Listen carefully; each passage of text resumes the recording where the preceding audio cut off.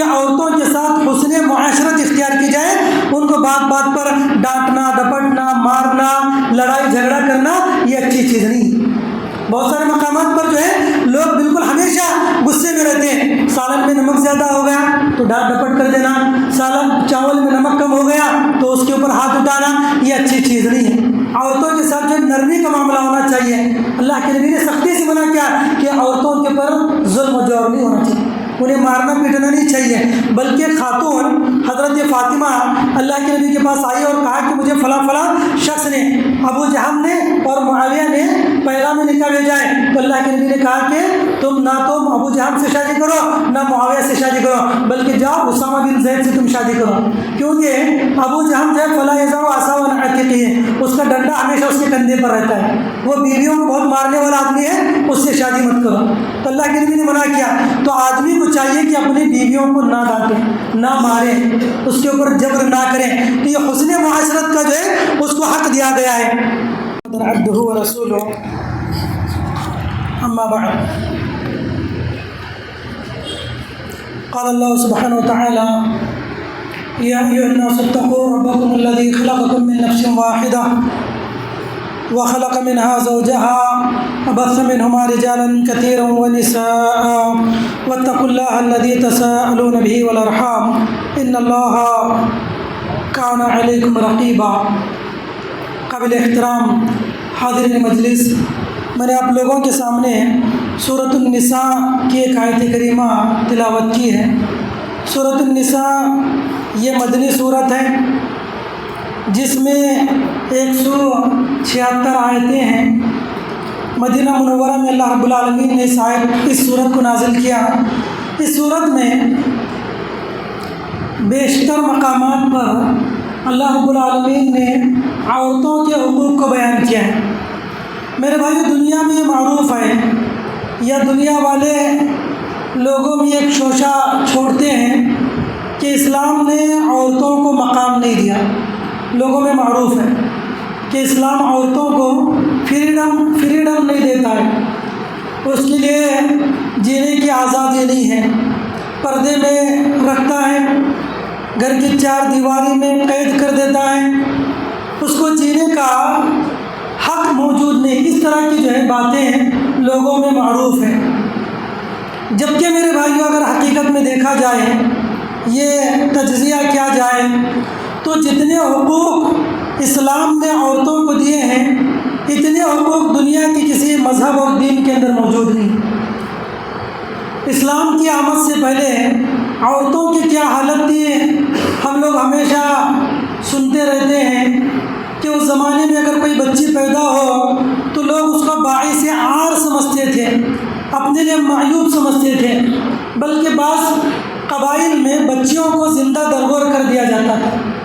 بچیوں کو پڑھنے لکھنے کے رائٹس موجود نہیں تھے، زندہ رہنے کا حق نہیں تھا، اور حسن معاشرت نہیں تھے۔ جب عورت کے مخصوص ایام ہو تو اس کے ساتھ کھانے پینے کو بھی عیب سمجھا جاتا تھا، بلکہ زمانے جاہلیت میں یہود و نصارہ اور مشرکین اس کو ایک کمرے میں بند کر دیتے جب تک کہ ان ایام سے پاک نہ ہو جائے۔ یعنی ہر قسم کی ظلم و زیادتی عورتوں پر روا رکھی گئی تھی، لیکن اسلام نے آنے کے بعد عورتوں کو ان کا جائز مقام دیا، بہت سارے حقوق اسلام نے ان کو ادا کیے۔ دیکھیے، یہ خود جو صورت ہے اللہ نے سورۃ النساء کے نام سے نازل کی۔ نساء کے معنی تھے عورتیں، نساء کے معنی عورتیں۔ قرآن مجید کی 114 صورتوں میں ایک مستقل صورت اللہ نے نازل کی عورتوں کے نام سے۔ اس سے بڑا مقام اور کیا ہو سکتا ہے؟ کتنے بڑے فضل کی بات ہے کہ اللہ نے ایک مستقل صورت نازل کی سورۃ النساء کے نام سے، جبکہ دنیا والے کسی اہم جگہ پر ان کا نام لینا بھی مناسب نہیں سمجھتے عورتوں کو۔ بلکہ یورپ کے اندر 17ویں صدی کے اندر ایک کانفرنس منعقد ہوئی تھی جس میں لوگ اس بات پر ڈبیٹ کر رہے تھے کہ عورت کو انسان مانیں گے نہیں مانیں گے۔ نعوذ باللہ من ذلک، انسان تصور کرنے کے لیے تیار نہیں ہے، اور لوگ دنیا والے اسلام کے تعلق سے کہتے ہیں کہ اسلام میں عورتوں کو حقوق نہیں ہے۔ تو میرے بھائیوں اس پوری صورت میں اللہ رب العالمین نے عورتوں کے حقوق کو بیان کیا ہے. ہم ان حقوق کو اختصار کے ساتھ دیکھنے کی کوشش کریں گے. دیکھیے سب سے پہلے آیت کریمہ اللہ رب العالمین نے فرمایا, ہم لوگ ہمیشہ جمعہ وغیرہ میں سنتے رہتے ہیں, یا ایھا الناس اتقوا ربکم الذی خلقکم من نفس واحدہ, کہ لوگوں اس رب سے ڈرو جس رب نے تم کو ایک نفس سے پیدا کیا, وخلق منہا زوجہا, اور اسی نفس سے اللہ رب العالمین نے اس کی بیوی کو پیدا کیا, اور پھر ان دونوں کے ذریعے دنیا میں اللہ نے بہت سے مردوں کو عورتوں کو پھیلا دیا. اس اللہ کی ذات سے ڈرو جس کے ذریعے تم سوال کرتے ہو, صلہ رحمی کرتے ہو, بے شک اللہ رب العالمین تم پر نگہبان ہے. دیکھیے اس میں سب سے پہلے عورت کی پیدائش کا ذکر کیا گیا ہے. یہ جو کنٹیکسٹ ہے یا ایھا الناس اتقوا ربکم الذی, یہ مقام امتنان و احسان ہے, یعنی اللہ احسان جتا رہے ہیں. یہاں پر اپنے احسان کو جتانے کے پس منظر میں اللہ نے عورت کی پیدائش کا ذکر کیا. اللہ احسان جتا رہے کہ ہم نے عورت کو پیدا کیا, تو عورت کو پیدا کرنے پر احسان جتایا جا رہا ہے. تو یہ مقام احترام ہے. عورت کی پیدائش پر اس کی عزت ہونی چاہیے, اس کی تقریب ہونی چاہیے, نہ کہ اس کے پیدائش پر آنسو بہایا جائے, نہ کہ غمزدہ ہوا جائے, نہیں بلکہ خوشی منائی چاہیے. اس لیے کہ بچی یہ عورت ہی جو ہے اپنے والدین کو جنت میں لے جانے کا بنیادی ذریعہ ہے, بنیادی سبب ہے. اس تعلق سے بے شمار حدیثیں ہیں. تو میرے بھائیوں یہاں پر سب سے پہلے فرماتے اللہ تعالیٰ کہ اس رب سے ڈرو جس نے ایک نفس کو پیدا کیا, حضرت آدم کو, اور حضرت آدم سے اللہ نے حضرت حوا علیہ السلام کو پیدا کیا. اللہ کے نبی نے فرمایا استوصوا بالنساء خیرا فإنهن خلقن من ضلع. اللہ کے نبی کہتے ہیں لوگوں عورتوں کے بارے میں خیر کی وصیت لو مجھ سے, ان کے بارے میں خیر کی وصیت لو. بے شک عورتیں ایک ٹیڑھی فصلی سے پیدا کی گئی ہیں. فإنهن خلقن من ضلع. حضرت آدم کی بائیں فصلی سے اللہ رب العالمین نے حضرت حوا علیہ السلام کو پیدا کیا ہے. تو یہاں پر سب سے پہلا عورت کی پیدائش کا ذکر کیا گیا ہے پہلی آیت کریمہ سورۃ النساء میں. دیکھیے پوری دنیا کے مرد ایک عورت سے پیدا ہوئے, ہے نا, پوری دنیا کے مرد ایک عورت سے پیدا ہوئے, لیکن عورت ایک مرد سے پیدا ہوئی. سب سے پہلے حضرت آدم علیہ السلام, ان سے اللہ نے حضرت حوا علیہ السلام کو پیدا کیا. تو یہ اللہ رب العالمین کی قدرت ہے. دنیا یہ جانتی ہے کہ عورت جو ہے افزائش نسل کی ایک بنیادی وجہ ہے, لیکن اس عورت کو اللہ نے مرد سے بنایا ہے, تو اس سے مرد کی فضیلت پتہ چلتی ہے. تو میرے بھائیوں اللہ رب العالمین نے سب سے پہلا عورت کا یہ حق بتایا. اس کے بعد جو ہے زمانے جاہلیت کے تناظر کو بیان کیا. وَإِنْ خِفْتُمْ أَلَّا تُقْسِطُوا فِي الْيَتَامَىٰ فَانكِحُوا مَا طَابَ لَكُم مِّنَ النِّسَاءِ مَثْنَىٰ وَثُلَاثَ وَرُبَاعَ فَإِنْ خِفْتُمْ أَلَّا تَعْدِلُوا فَوَاحِدَةً أَوْ مَا مَلَكَتْ أَيْمَانُكُمْ ذَلِكَ أَدْنَىٰ أَلَّا تَعُولُوا.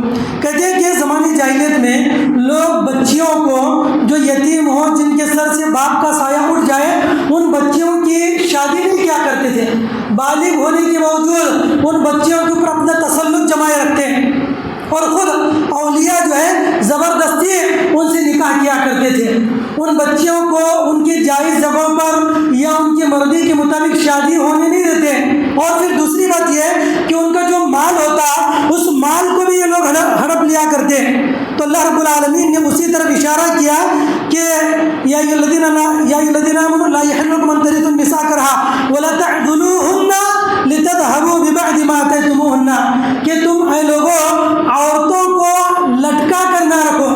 یہ جو اولیاء ہوتے ہیں لڑکیوں کو صرف اس لیے رکھتے ہیں کہ کل کو ہم خود جو ہے ان کے ساتھ نکاح کریں اور ان کا جو مال ہے اس کے اوپر ہم خود قابض ہو جائیں.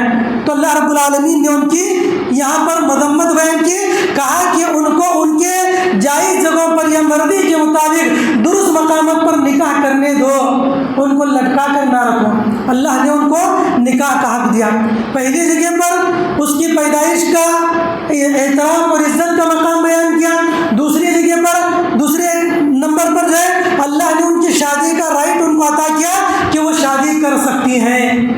اور دوسری بات یہ بھی وَأَنكِحُوا الْأَيَامَ, اللہ نے فرمایا کہ بسا اوقات زمانے جاہلیت میں یہ ہوتا, بلکہ آج بھی بہت سارے مذاہب کے اندر یہ ہے، ایک مرتبہ اگر کسی خاتون کی شادی ہو جائے اور پھر اس کا شوہر مر جائے تو دوسری شادی نہیں کر سکتی، دوسری شادی وہ نہیں کر سکتی۔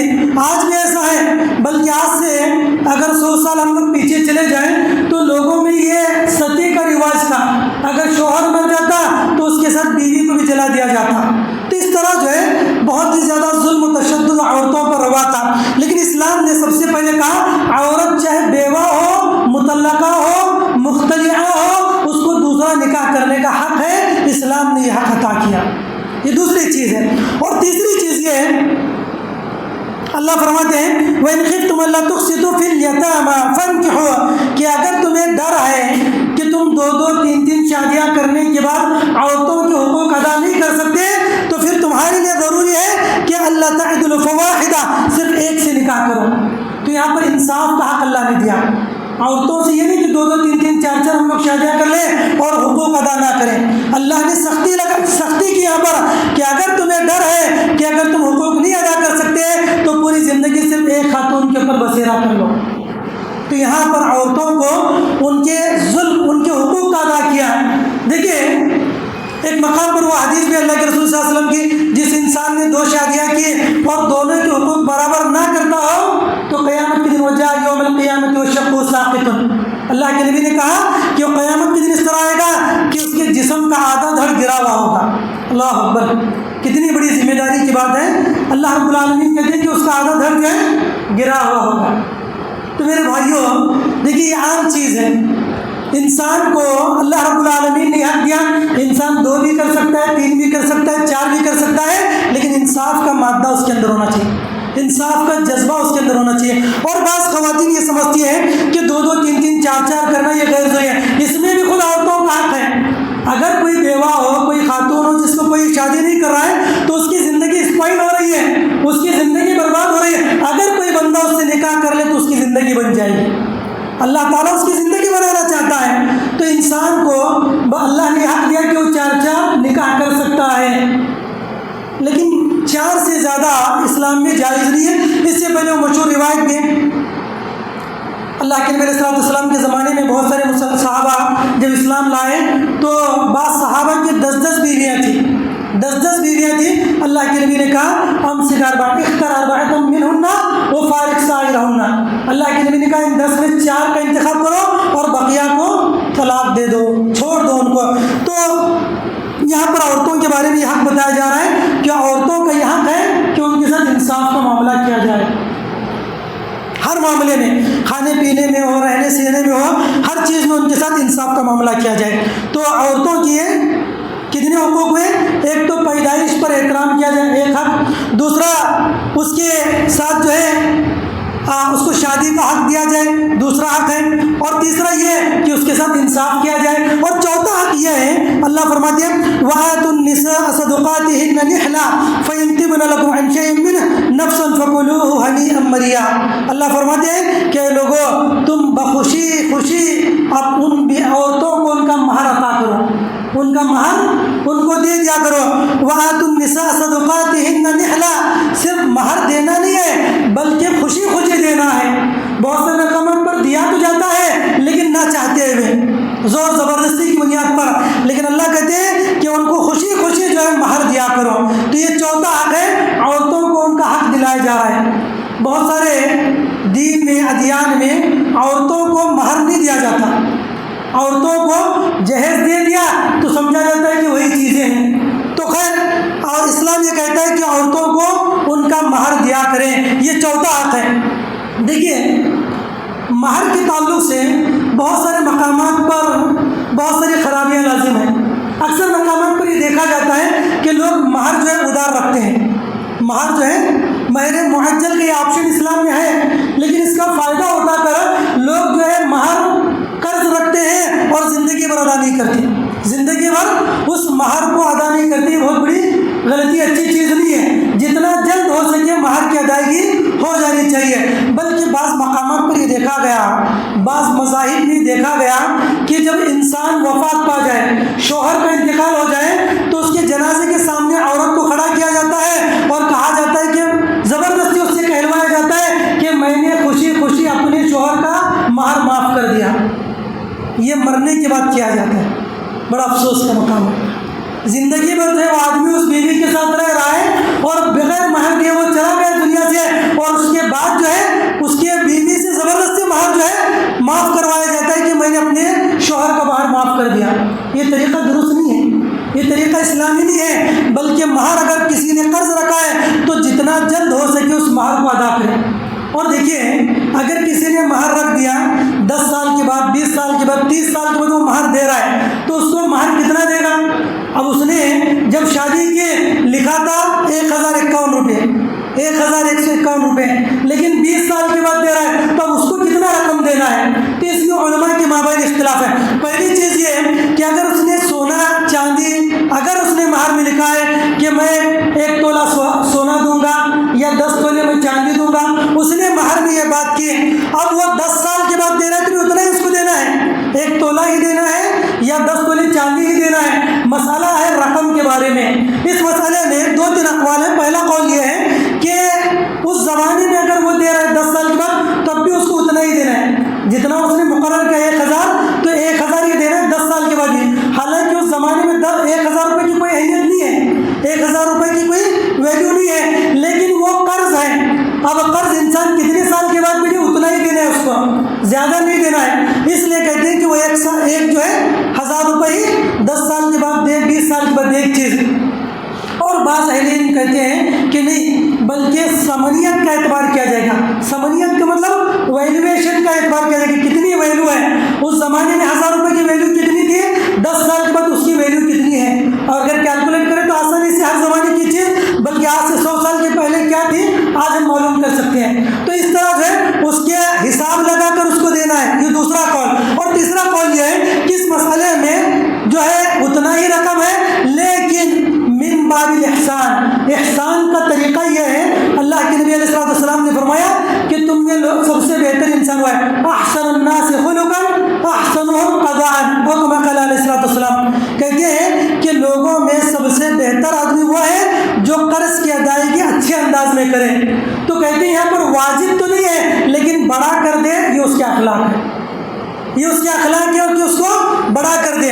تو یہ جو ہے مہر کے تعلق سے ہمیں اس کا خیال رکھنا چاہیے. بہت سارے مقامات پر جو ہے بہت ہی جو ہے افراد و تفرید ہے, یا تو کلی طور پر نہیں دیتے یا تو ظلم و زبردستی کیا جاتا ہے. تو اس مسئلے میں جو ہے انسان کو اخلاق کا اور ایمان کا تقاضا پورا کرنا چاہیے. ہاں دیکھیے ایک بات یہ ہے, اللہ فرماتے ہیں فَإِن تِبْنَ لَكُمْ عَنْ شَيْءٍ مِّنْهُ نَفْسًا فَكُلُوهُ, ہاں اگر عورتیں از خود اپنے سے کچھ مہر چھوڑ دیں تو یہ ان کی مرضی ہے. اپنے شوہروں سے کچھ مہر لینا چھوڑ دیں یا لینے کے بعد پھر اپنے شوہر کو دے دیں تو یہ جائز ہے, لیکن شوہر زبردستی کر نہیں لے سکتا. بہت سارے مقامات پر جو ہے شوہر ظلم و جبر کرتے ہیں کہ مجھے اپنا بزنس جو اس کا بزنس کھڑا کرنا ہے, مجھے یہ کام کرنا ہے, فلاں کام کرنا ہے, زبردستی لیتے ہیں, تو اچھی چیز نہیں ہے. ہاں اگر بیوی خود سے دیتی ہے اپنے شوہر کے حالات کو دیکھ کر تو یہ اس کی مرضی ہے. اب وہ یا تو ادھار دے یا کلی طور پر دینے کے بعد اس کو معاف کر دے تو اس کا اختیار ہے. ہاں بیوی کو یہ بھی حق ہے کہ وہ مہر کی رقم اپنی ماں کو دے, اپنے باپ کو دے, اپنے بھائی کو دے یا اپنی بہن کو دے, یہ اس کا حق ہے. شوہر نہیں پوچھ سکتا اس سے کہ تم نے یہ رقم اپنی ماں کو کیوں دیا, اپنے رشتہ داروں کو کیوں دیا, یہ شوہر کو حق نہیں, کیونکہ اس کی بیوی کی ملکیت ہے. تو یہاں پر اللہ رب العالمین نے بیوی کو اس کا حق مہر ادا کیا. تو یہ 4 حقوق جو ہے یہاں پر بیان کیے گئے. اس کے بعد جو ہے 5واں حق اللہ رب العالمین بیان کرتے ہیں, للرجال نصیب مما ترک الوالدان والاقربون مما قل منه او کثر. اللہ رب العالمین فرماتے ہیں کہ للرجال نصیب مما ترک الوالدان والاقربون وللنساء نصیب مما ترک الوالدان والاقربون مما قل منه کثر. کہتے ہیں کہ جس طرح میراث میں مردوں کا حصہ ہے ویسے ہی میراث میں عورتوں کا بھی حصہ ہے. یہ بھی اسلام کی دین ہے, ورنہ زمانے جاہلیت میں عورتوں کو میراث نہیں دی جاتی تھی. زمانے جاہلیت میں ہوتا یہ تھا کہ گھر کا جو بڑا بیٹا ہوتا وہی سب سے زیادہ میراث کو ہڑپ لیا کرتا. چھوٹے بھائیوں کو میراث نہیں دیتا, بہنوں کو میراث نہیں دیتا, لیکن اسلام نے کہا کہ سب کو برابر کا حق ملے گا. للذکر مثل حظ الانثیین, عورت کو ایک حصہ مل رہا بہن کو, تو بھائی کو 2 حصہ ملے گا, لیکن بہن کو بھی حصہ ملے گا. تو تو یہ اللہ رب العالمین نے قانون نافذ کیا، للرجال نصیب مما ترک الوالدان، فرمایا کہ والدین جب میراث چھوڑ جائیں، قریبی لوگ جب میراث چھوڑ جائیں تو عورتوں کو بھی حصہ ملے گا جس طرح مردوں کو حصہ ملے گا۔ دیکھیے عورتوں کو کسی بھی شکل میں ہو، کسی بھی حالت میں ہو، اگر عورت بیوی کی شکل میں ہے تب بھی حصہ ملے گا، عورت ماں کی شکل میں ہے تب بھی حصہ ملے گا، عورت بیٹی کی شکل میں ہے تب بھی حصہ ملے گا، عورت بہن کی شکل میں ہے تب بھی حصہ ملے گا، عورت دادی نانی کی شکل میں ہے تب بھی حصہ ملے گا، یہاں تک کہ اگر خالہ کی شکل میں ہے تب بھی ذوی الارحام کی بنیاد پر حصہ مل سکتا ہے۔ تو دیکھیے عورت کسی بھی حالت میں ہو اس کو حصہ ملے گا، یہ اسلام نے دیا ہے اس کو، یہ حق جو ہے اللہ رب العالمین نے دیا، اسلام نے دیا ہے۔ جبکہ دیگر مقامات میں آج بھی دیگر مذاہب کے اندر عورت کی شادی کر دی گئی، اس کے ساتھ جہیز دے دیا گیا تو پھر اس کا جہیز ہی اس کی پراپرٹی تسلیم کی جاتی ہے، الگ سے پھر اس کو کوئی حصہ نہیں ملتا۔ تو یہ اسلام کی دین ہے عورتوں کے اوپر کہ اللہ رب العالمین نے عورتوں کو بھی حصہ ملنے کا حکم دیا، حصہ دینے کا حق دیا۔ اب اس کے اندر کوئی زبردستی نہیں کر سکتا کہ بیٹا جو ہے اپنی بہن کو محروم کر، بھائی اپنی بہن کو محروم کر دے، یہ بہت بڑے گناہ کا کام ہے۔ بہت سارے مقامات پر ایسا ہوتا ہے، گھر کے جو بڑے لوگ ہوتے ہیں وہ یا تو بہنوں کو کلی طور پر محروم کر دیتے ہیں یا پھر جو ہے تھوڑا بہت دے کر اس کو راضی کروا لیتے ہیں، زبردستی اس سے رضامندی کا اظہار کراتے ہیں، بس تھوڑی سی رقم دے کر، یہ جائز نہیں۔ فریضۃ من اللہ، اللہ نے کہا فریضۃ من اللہ، اللہ کی جانب سے یہ فرض ہے، اگر کوئی بندہ اس کو نہیں دیتا ہے وہ حرام کام کر رہا ہے۔ ہاں اگر کوئی بہن حصہ لینے کے بعد اپنے بھائیوں کی غربت کو دیکھ کر، ان کی معاشی تنگی کو دیکھ کر اپنے میراث کا مال، اپنے وراثت کا مال دینا چاہے تو دے سکتی ہے، لیکن زبردستی اس سے محروم نہیں کیا جا سکتا اس کو۔ تو خیر آج بھی بہت سارے گھرانوں میں، مسلم گھرانوں میں میراث کے مسئلے میں بڑی خرابیاں ہیں، بدعنوانیاں ہیں۔ اسلام یہ کہتا ہے کہ جیسے ہی کسی شخص کا انتقال ہو جائے اس کی وراثت تقسیم ہو جانی چاہیے، آج نہیں ہوتی، 2-3 پیڑھیوں تک نہیں ہوتی، اور آخر میں کیا ہے، لڑائی جھگڑا اختلاف کورٹ کچہری یہ سب چیزیں ہوتی ہیں۔ انسان یعنی ابھی جب پوتے زندہ ہیں تو دادا پرداداؤں کی زمین کا بھی حصہ بانٹا نہیں ہوا ہے، ابھی ان کے درمیان جو ہے پراپرٹی ڈسٹریبیوٹ نہیں ہے، تو اب ان پوتوں کا حصہ کہاں سے آئے گا؟ تو آج ہمارا جو ماحول ہے یہ بہت ہی خراب ماحول ہے، ہر انسان کی وفات کے بعد جو ہے اس کی پراپرٹی تقسیم ہو جانی چاہیے، اب اس کے بعد جو ہے جو لوگ حصہ لیں وہ اپنا نیا جو ہے بزنس سیٹ اپ کر لیں یا جو کرنا ہے کر لیں، لیکن وراثت کی تقسیم ہونی چاہیے۔ بہت ساری خرابیاں ہیں، عموماً گھر کے اندر بڑے لوگ کیا کہتے ہیں کہ میرا حصہ زیادہ ہے، میرے بزنس میں نے زیادہ اس میں حصہ لگایا، مجھے زیادہ حصہ ملنا چاہیے، طریقہ درست نہیں، جب تک کہ باپ کے موجودگی میں۔ ہاں اگر باپ کی موجودگی میں اس نے الگ سے کچھ کمایا ہے، اس نے پراپرٹی جمع کی ہے، وہ اس کے اپنا ہے، لیکن باپ کے اس نے داخل کیا ہے تو اس میں تمام بھائیوں کو بہنوں کو برابر کا حصہ ملے گا۔ بہت سارے مقامات کے اندر اس مسئلے میں اختلاف ہوتا ہے۔ دیکھیے بہت ساری خرابیوں میں پہلی چیز یہ کہ وراثت میں تاخیر کرنا، دوسری چیز یہ ایک آدمی زیادہ لے اور دوسرے کو کم دے، یہ ہے، اور تیسری چیز یہ بس اوقات کیا ہوتا ہے کہ کسی پراپرٹی میں گھر ہے تو ایک بھائی کہتا ہے کہ پورا گھر میں لے لوں گا اور فلاں جگہ جو ہے وہ جگہ تم لینا، جبکہ اس گھر کی ویلیویشن بہت زیادہ ہے بنسبت اس جگہ کے، لیکن کسی طرح بہنا بسلا کر سامنے والے کو راضی کر یا جو ہے اگر وہ بولا بسرا ہے تو کسی طرح اس کو جو ہے دھوکہ دے کر بھی اس طرح کا کام کہتے ہیں، جائز نہیں، بلکہ باقاعدہ ہر بھائی کو اتنا ہی حصہ ملنا ہے، چاہے وہ بوڑھا ہو چاہے اس کا بھائی بچہ ہو، کتنے بھی کیوں نہ ہو، کیونکہ برابر ہے، بھائی ہے تو سب کو برابر کا حصہ ملنا چاہیے، اور ان سے آدھا حصہ ان کے بہنوں کو ملنا چاہیے۔ اور بہت سارے مقامات پر ہوتا یہ ہے کہ پراپرٹی میں بھائی بہن جو حصہ بانٹ کر لے لیتے ہیں، ماں باپ کو دیکھنے والا کوئی نہیں ہوتا، ماں باپ کو کوئی حصہ نہیں دیتے، جبکہ ماں باپ کا باقاعدہ پراپرٹی میں ماں کا جو ہے چھٹا حصہ ہے، سدس اس کو ملے گا، اور مرنے والی کی بیوی کو اولاد کی موجودگی میں 8واں حصہ اس کو ملے گا۔ اگر بیوی کا انتقال ہوگا، اس کی پراپرٹی ہے تو شوہر کو اس کا حصہ ملے گا، یعنی باپ کو ملے گا، مرنے والی کے شوہر کو ملے گا، بچوں کے باپ کو ملے گا، لیکن لوگ کیا کر لیتے ہیں، بھائی بہن آپس میں تقسیم کر لیتے ہیں اور سوچتے ہیں کہ ان کو کیا ضرورت، اس کو تو ہم پالنے والے ہیں، وہاں پر حساب لگاتے ہیں، کہتے ہیں ماں میرے پاس رہتی ہے، باپ میرے پاس رہتا ہے، ان کو اس پراپرٹی کی ضرورت کیا ہے، ان کو چھٹا حصہ لینے کی کیا ضرورت ہے، 8واں حصہ لینے کی کیا ضرورت ہے، میرے بھائی یہ حرام ہے، یہ ان کا حق ہے، یہ ان کو پہنچانا ضروری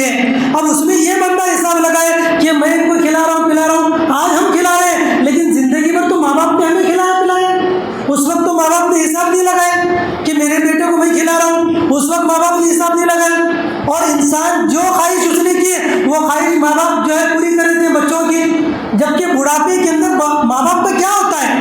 بس کچھ دوائی ہوتی ہے یا رہن سہن کے لیے کچھ چیزیں، ساتھ میں کا جو کپڑے ہیں، اس کو یہ جو ہے بہت زیادہ ہو جاتا ہے اولاد کو۔ لیکن جب بچے بچپن میں ہوتے ہیں، ان کی خواہشات کو پوری کرنے کے لیے انسان دن رات محنت مزدوری کر کر جو ہے پسینہ بہاتا ہے اور اپنی پوری کمائی جو بچوں کی خواہشات پوری کرنے میں لگاتا ہے، اور یہی بچے جب بڑے ہو جاتے ہیں تو ماں باپ کا حساب کرنے لگتے ہیں کہ میں اس کو 2 روٹی کھلا رہا ہوں۔ تو میرے بھائی بہت افسوس کی بات ہے، یہ بہت افسوس کی بات ہے۔ تو وراثت میں باقاعدہ ماں باپ کا بھی حصہ ہے، اور ایک خرابی ہمارے یہاں وراثت کو لے کر یہ ہے کہ ماں باپ کی موجودگی میں وراثت تقسیم کی جاتی ہے، یہ جائز نہیں۔ وراثت تقسیم ہونے کے لیے شرط ہے کہ جس کی وراثت ہے اس کی وفات ہو جائے، اس کے انتقال کے بعد ہی وراثت تقسیم کی جاتی ہے۔ جب تک وہ زندہ ہے وراثت کسی بھی صورت میں تقسیم نہیں کی جا سکتی، اس کو وراثت نہیں کہیں گے۔ ہاں، اسلام ایک آپشن دیتا ہے کہ جب تک وہ زندہ ہے تو اپنے تمام بچوں میں ایکولی پراپرٹی تقسیم کر سکتا ہے۔ ایک بیٹے کو 10 لاکھ دیا، بیٹی کو بھی 10 لاکھ دینا ہے، ایسا نہیں کہ اس کو 10 دیا تو اس کو 5 دینے ہی زندگی میں دے سکتا۔ اگر آپ کو ڈر ہے کہ میرے مرنے کے بعد میرے چھوٹے بیٹے پر ظلم ہوگا، بیٹیوں کے اوپر ظلم ہوگا، اگر یہ ڈر ہے تو وہ زندگی میں پراپرٹی تقسیم کر سکتے ہیں، لیکن برابر برابر تقسیم کریں گے۔ حضرت نعمان بن بشیر کی روایت مشہور ہے، ایک بیٹے کو انہوں نے کھیت دیا، دوسرے کو نہیں دیا۔ اللہ کے نبی نے کہا کہ یہ تم نے جو کیا بہت غلط کام کیا ہے، ایسی چیزوں پر مجھے گواہ نہ بناؤ۔ آپ نے کہا حل تقل ولدک لا، کیا تم نے اپنے ہر بیٹے کو یہ چیز دی؟ انہوں نے کہا کہ نہیں۔ تو اللہ کے نبی نے کہا اتقوا اللہ واعدلوا بین اولادکم، کہ اللہ سے ڈرو اور اپنی اولاد میں تقسیم اعتدال کرو، اپنے اولاد میں عدل و انصاف کا معاملہ کرو۔ تو انسان اپنے جیتے جی اگر اپنی پراپرٹی تقسیم کرنا چاہے تو تقسیم کر سکتا ہے، لیکن بیٹوں میں اور بیٹیوں میں برابر برابر تقسیم کرے گا۔ ایسا نہیں کہ بیٹوں کو زیادہ دے اور بیٹی کو کم دے۔ البتہ ایک چیز یہ ہے کہ کوئی بچہ کمزور ہے بنسبت دیگر بھائی جو ہے بالکل اسٹینڈ ہے اور وہ اپنا بزنس وغیرہ چلا رہے ہیں، یہ بچہ کمزور ہے تو اس کی آپ ہیلپ کر سکتے ہیں، اس کو کچھ رقم زائد دے کر اس کو کھڑا کر سکتے ہیں، اتنی جو ہے گنجائش آپ کے لیے نکل سکتے ہیں۔ لیکن ایک بیٹے کو زیادہ دیں اور دوسرے بیٹے کو کم دیں، یہ جائز نہیں۔ اور دوسری بات جو ہے، اسلام یہ کہتا ہے لا وصیت لوارث، جو اصحاب الفروض ہیں ان کے لیے جو حقیقت میں وارث بن رہے ہو ان کے لیے وصیت نہیں کی جا سکتی۔ اب بسا اوقات کیا ہوتا ہے، انسان جو بوڑھا ہو چکا ہے، پراپرٹی بہت ہے، اب ایک بیٹا دیکھ رہا ہے دوسرا بیٹا اس کو نہیں دیکھ رہا ہے، تو جو بیٹا اس کا خیال کر رہا ہے اس کے حق میں زیادہ پراپرٹی لکھ دیتا ہے، وصیت کرتا ہے کہ میرا فلاں بیٹے کو زیادہ پراپرٹی ملے، اتنا % ملے اور دوسرے کو کم ملے، یہ بھی حرام ہے، جائز نہیں ہے۔ گرچہ کہ آپ کی خدمت کر رہا ہے، یہ خدمت کر رہا ہے، یہ اس کا حق ہے، اور یہ خدمت نہیں کر رہا ہے اس کو گناہ ملے گا، لیکن پراپرٹی میں حق اس کو بھی اتنا ہی ملے گا۔ یہ گنہگار ہے، نافرمان ہے، پھر بھی اس کو اتنا ہی حق ملے گا جتنا اس فرما بردار بیٹے کو ملے گا، یہ اسلام کا تقاضا ہے۔ ہاں، قیامت کے دن اس کو بدلہ ملے گا، جس نے فرما برداری کی ہے اس کو قیامت کے دن اللہ جنت دے گا، ماں باپ کی خدمت کرنا جنت ہے، اور جو نہیں دے رہا ہے قیامت کے دن اس کو گناہ ملے گا، لیکن دنیا میں باپ کے حصے میں اس کو بھی برابر حق ملے گا، یہ حق ہے اسلام۔ اور یہ بہت سارے مقامات پر اس کے اندر غلطی ہوتی ہے۔ پہلی بات یہ ہے کہ جو وارثین ہیں ان کے لیے وصیت ہرگز جائز نہیں، فلاں وصیت لوارث، کیونکہ اللہ نے ان کو ڈیفائن کر دیا ہے کہ بیٹے کو اتنا حصہ ہے، چھٹا حصہ، 8واں حصہ، ربع، 1/3، یہ پورا جو ہے اسی میں اللہ رب العالمین نے سورۃ النساء میں، اب دیکھیے آیت نمبر 12 میں، آیت نمبر 11 اور 12 کے اندر تفصیل سے بتا دیا ہے کس کو کتنا ملنا ہے، لیکن الگ سے پھر یہ بندہ کہے کہ میرے فلاں بیٹے کو یہ ملے، فلاں بیٹے کو ملے، ہرگز جائز نہیں۔ کسی بھی بیٹے کے لیے، بیٹی کے لیے ہم وصیت نہیں کر سکتے، اگر کوئی کر رہا ہے تو بہت بڑا گناہ کا کام کر رہا ہے، اور اگر اس نے وصیت کی ہے تو اس کے مرنے کے بعد اس وصیت کو امپلیمنٹ بھی نہیں کیا جائے گا، تنفیذ نہیں کی جائے گی اس وصیت کی، اس کی بات پر نہیں سنا جائے گا، بلکہ ایکولی سب کے اندر برابر تقسیم کرایا جائے گا، بیٹوں کو زیادہ، بیٹیوں کو اس کے مقابلے میں آدھا۔ تو خیر میرے بھائیوں، دیکھیے وراثت کے مسئلے میں ہمارے یہاں جو ہے بہت ہی زیادہ خرابیاں پائی جاتی ہیں۔ تو بتا میں یہ رہا تھا، 5واں یہ حق ہے کہ عورتوں کو بھی اسلام نے وراثت کے اندر حق دیا ہے۔ اچھا، چھٹی چیز یہ ہے کہ عورتوں کے بارے میں اللہ رب العالمین نے یہ فرمایا وَعَاشِرُوهُنَّ بِالْمَعْرُوفِ فَإِنْ كَرِهْتُمُوهُنَّ فَعَسَىٰ أَن تَكْرَهُوا شَيْئًا وَيَجْعَلَ اللَّهُ فِيهِ خَيْرًا كَثِيرًا۔ اللہ فرماتے ہیں کہ اے لوگو، تم عورتوں کے ساتھ معروف طریقے سے، اچھے طریقے سے زندگی بسر کیا کرو۔ اگر ان کی کوئی عادت تمہیں خراب لگے، ممکن ہے تم ایک چیز کو ناپسند کرو، لیکن اللہ تعالیٰ اس کے اندر کوئی خیر کا معاملہ، خیر کا پہلو رکھے اس کے اندر، لہذا تمہاری یہ ذمہ داری ہے کہ ان کے ساتھ حسن معاشرت اختیار کریں۔ یہ چھٹا حق ہے، حسن معاشرت کے معنی اچھے انداز میں ان کے ساتھ زندگی گزارنا۔